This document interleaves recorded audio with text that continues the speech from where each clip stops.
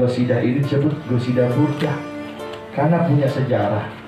Yang ngarang ini pujian, ini sholawat, ini Qasidah namanya Abi Abdullah Muhammad Nah, lebih gampangnya Imam Busiri, namanya Syekh Muhammad Al-Busiri.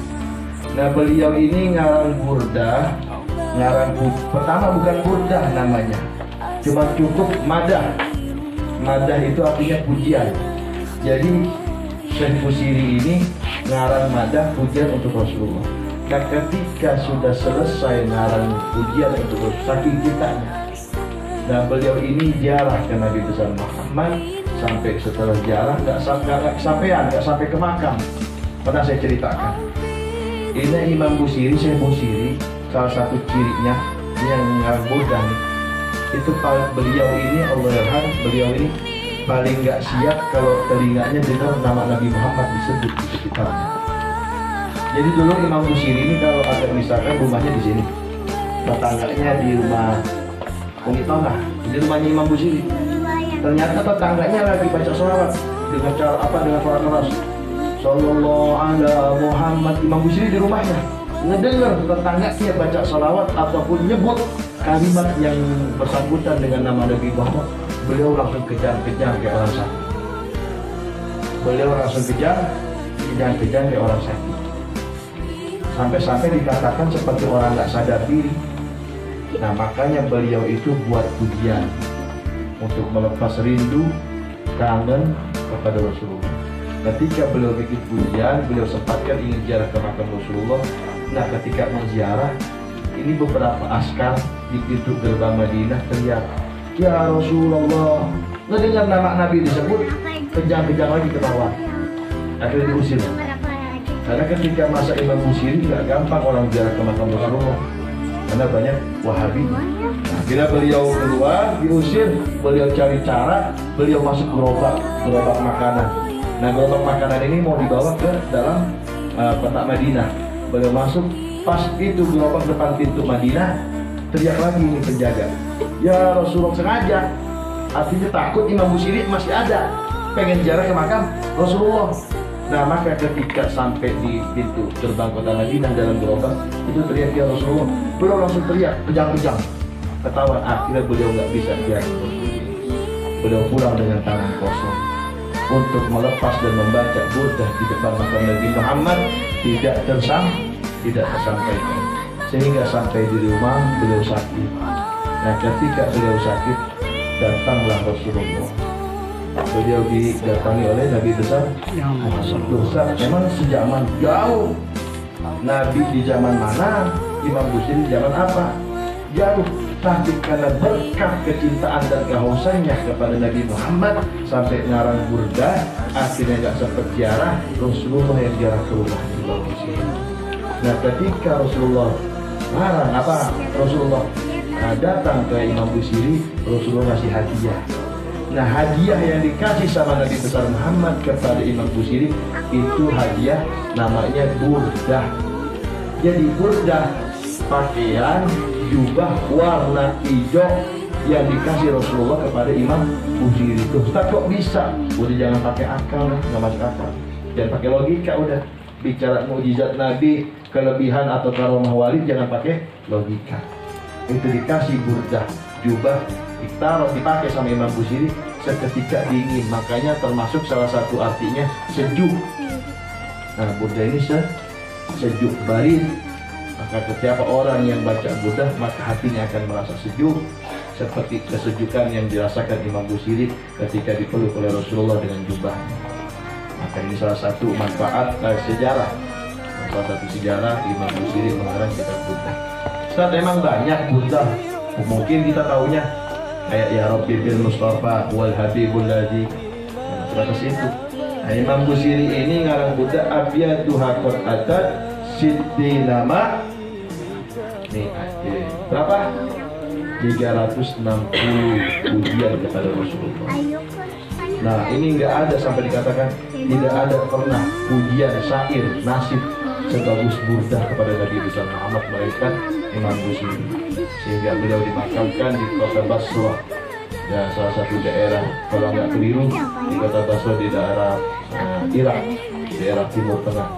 Sampai sekarang makam itu mulia harum. Maka kita sama-sama ingin mengikuti daripada jejak para saleh kita terdahulu. Makanya orang Madura dulu keliling Maulaya Salli wa Sallim. Nah, saya punya cerita sedikit sebelum saya tutup. Tahadus bin Nikmah itu ketika saya ditakdirkan oleh Allah umrah, ini biar kita punya perangsang. Hati jangan menganggap istihza, apalagi nauzubillah, apalagi sampai dalam hati. Habib Buddha, kayaknya hati-hati. Habib Buddha, bahaya ini. Bisa-bisa jauh dari syafaat Nabi besar. Malah bisa dikhawatirkan nggak berhak dapat syafaat Nabi.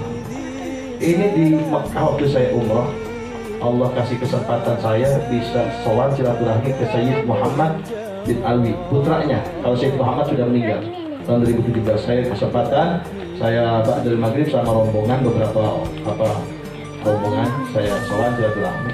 Kebetulan sampai azan maghrib kita nunggu Buya Ahmad. Ini Buya Maliki, Buya Ahmad gurunya para ulama, gurunya para ulama dunia.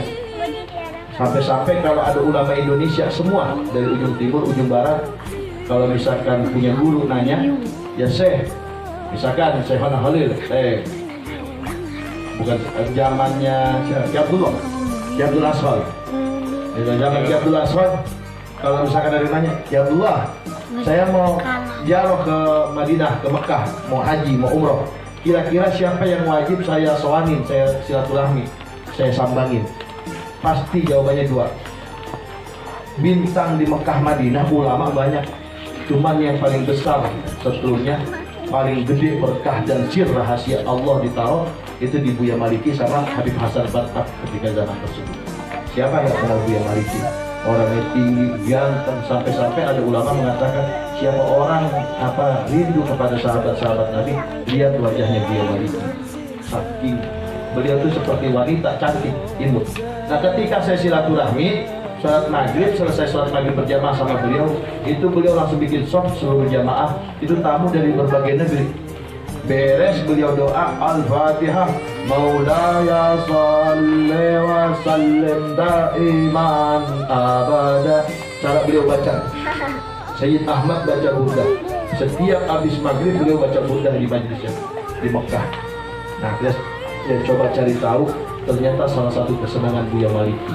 Makanya kalau di Mekah itu burdah ini kayak baca koran, nggak baca puisi. Sampai-sampai nggak terarah. Itu saya ngemerhatiin Buya Ahmad waktu baca burdah. Jadi kayak kelihatan joget, saking fanatnya, saking sudah lupanya. Itu yang dituju cuma Rasulullah. Nah, maka salah satu kita ikut daripada ulama-ulama terdahulu kita untuk sama-sama istighomah baca burdah.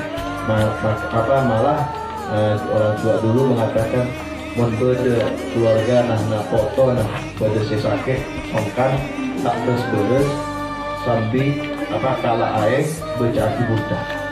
Siapa keluarga anaknya yang saudaranya yang sakit udah berobat kemana-mana nggak sembuh, ambil air sejair, niat yakin kepada Allah, berkah wasilah dan burdah akan jadi obat. Makanya kemarin waktu lagi baru-baru corona itu beberapa ulama menganjurkan setiap kampung harus dikelilingin dengan cara baca burdah.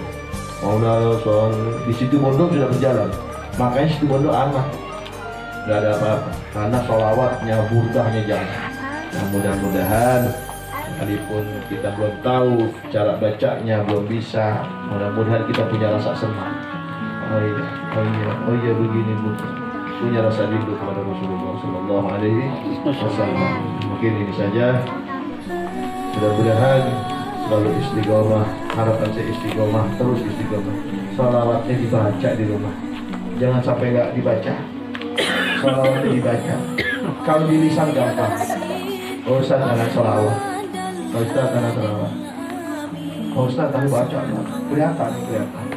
Dan saya kemarin bilang orang yang sudah kayak orang abjil, kayak udah orang awis itu, kalau orang baca selawat udah kayak orang awis itu nanti bisa tahu Allah kasih kelebihan tuh.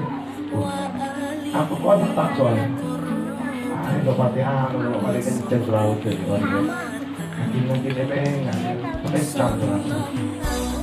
Kebanyak amal-amalan, kebanyak wirid, kata Kiai, banyakin bacaan wirid. Tapi kalau salawatnya nggak hidup, nggak akan bisa ngangkat wirid zikir yang ada. Salawatnya banyakin, dan tidak salawat ingat kepada Nabi Muhammad. Itu lebih ampuh, lebih mati, lebih cukup. Karena ketika kita baca salawat yang kita ingat Rasulullah.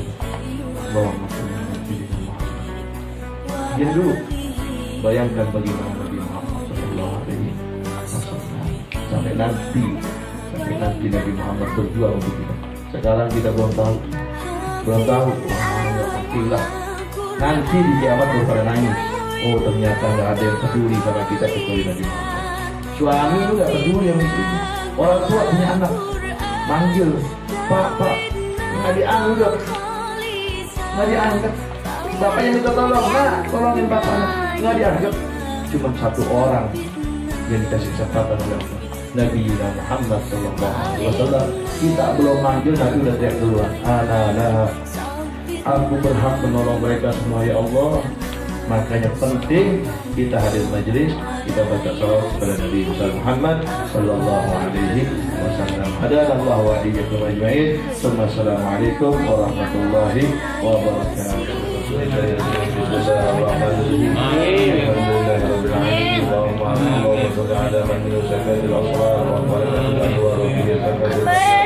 وتنزل العلوم وعدد الخلائق وله تباعد القلوب ولا ينزل من الشام ولا حيث وليا الملائكة بذل جمال مهنكا رأي الجبر بفيد أنور متدفقا ولا شيء إلا وهو به منوط إذ لولا الواسطة لذهب كمثيل الموصول صلاة تليق بك منك إليه كما هو أهل.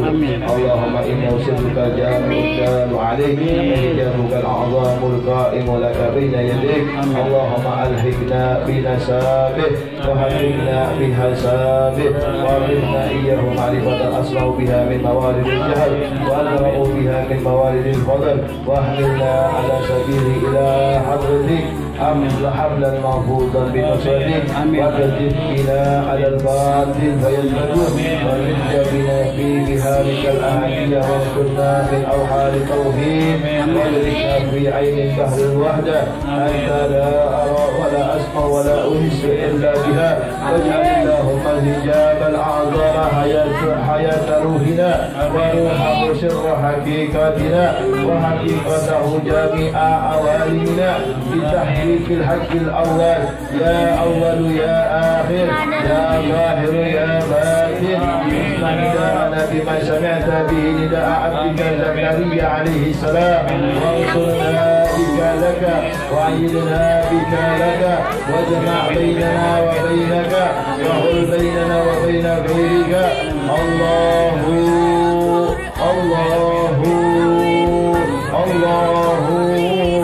إن الذي فرض عليك القرآن لردك إلى معاد. ربنا آتنا في الدنيا حسنة وفي الآخرة حسنة وقنا عذاب النار. ربنا آتنا من لدنك رحمة وهيئ لنا من أمرنا رشدا. اجعل لنا من أمرنا فرجا ومخرجا. إن الله وملائكته يصلون على النبي يا أيها الذين آمنوا صلوا عليه وسلموا تسليما. اللهم صل عليه وسلم صلوات الله وسلامه وتحيته ورحمته وبركاته على سيدنا محمد عبدك ونبيك ورسولك النبي الأمي وعلى آله وصحبه وسلم عدد الشرع والوقت وعدد كلمات الله التامة المباركة. سبحان ربك رب العزة عما يصفون وسلام على المرسلين والحمد لله رب العالمين. بسر الفاتحة.